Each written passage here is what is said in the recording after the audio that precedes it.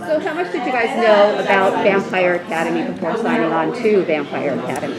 Not much. Personally, for me, I feel like I haven't even heard of the books before I did it. I just really went into it seeing the sides the way they were and the relationships between Rose and Lissa and Christian and Lissa, and I just kind of did my take on it. And then after that, I realized it was a book series, and so I got the book series, read them. I finished the first book in like 2 days. I was obsessed, and I was like, oh my god, this story of friendship and this vampire world is so incredible. Like, I'm so happy to be part of it. I was the same way. It was kind of a general audition, and afterwards, after booking the show, I read the first book and I was like, okay, now I'm a fan. That's great. Now I get to work on the show and be a fan at the same time. So yeah, it was the same thing.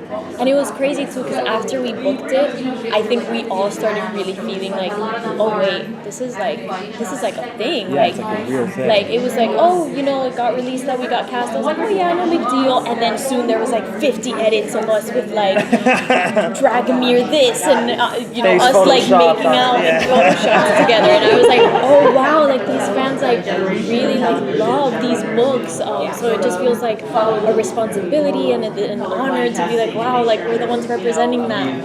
A little bit of a motivation too, to be able to like keep the essence of those characters while portraying. Was there anything really creepy that you're like, no, wait a minute, that's just pushing it too far from the fans? Oh my god, what's so funny? We had this scene one time.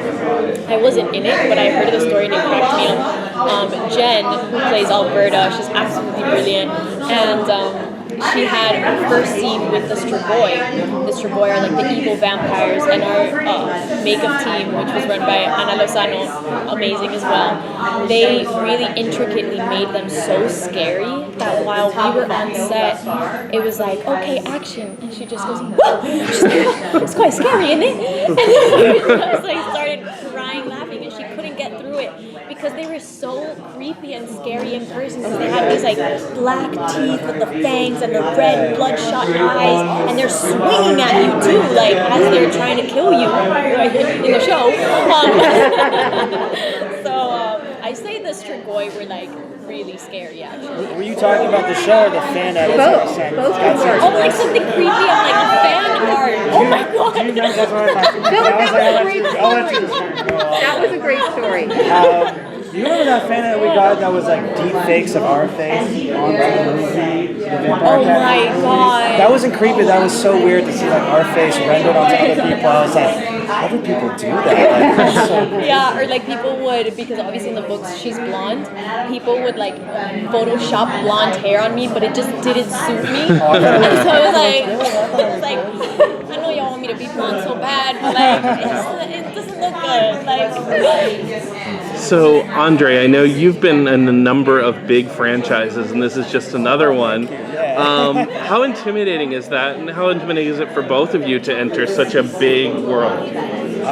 Yeah, I mean, it's an established world too, which can be pretty scary. I felt the same way with Star Trek as well. It's like there's a core fan base, there's established rules to this world, and coming in as like a newcomer can feel a little bit intimidating, but I'll give full props to not only our cast, but our writing team, Julie and Marguerite as well, because they absolutely made us feel so comfortable, and so much like we had a place to be here to play, but also to collaborate as well. So whatever nerves I had after meeting those two was just wiped away, and after meeting Daniela, I was like, in good hands. Same here with meeting him. And yeah, I mean, Julie and Marguerite obviously have done this, and they're really great at what they do, so I think having that was like a breath of fresh air, and they definitely had like a whole vision too, so it was just incredible to be along for the ride and see it as well, like as an actor, and be like, oh my god, that's what this is gonna look like, and like, oh my god, this is the church like that you guys picked out.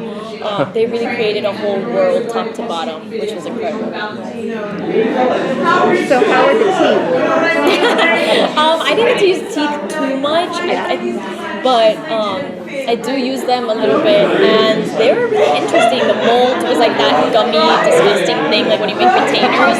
It was that, and then they just molded it into my canines, and there was a couple different options, sizes, like sharpness, trying to decide what it would look like.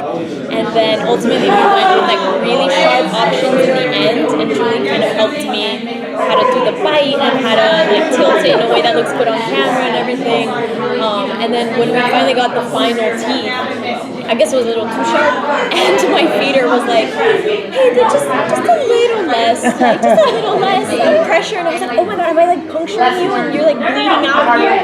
And she's like, "No, it's fine, but just a little less."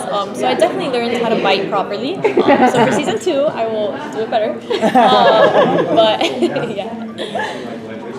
And for you? You know what? I haven't got a chance to show off my teeth yet. I haven't play with it, but I will say that the teeth in the show look amazing. So people should be excited to see.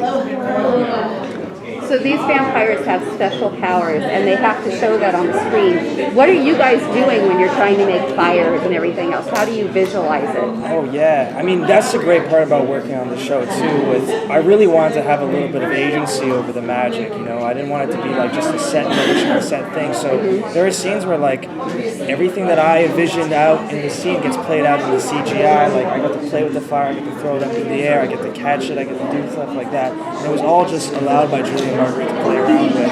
I had a little bit of experience, like you said, with Star Trek and Lock and Key, with working with things that weren't actually there, which can be a little bit difficult because you're expecting something to be there in front of you and you have to pretend like it is when it's not. But it's so much fun. Like there's no kid who doesn't grow up and doesn't want to be like a superhero or superhero. There's a dream come true. I think the elements too, like we had a whole section of, I think Jeff and them like really sat us down and showed us the different moves. So we created like moves for each element and all this stuff. I mean, Lissa doesn't really get to play too much with her mental magic because she's not great at it. So I guess that's like part of it. But he did a great job at really owning like the fire and making us believe that he really is so well with fire, which is like a whole thing of Christian, is like he's so amazing at fire. But yeah, it was a lot of fun, like the whole bowls thing in the first episode. I mean, I'm not like a pyromaniac, but I just really thought about it. Yeah.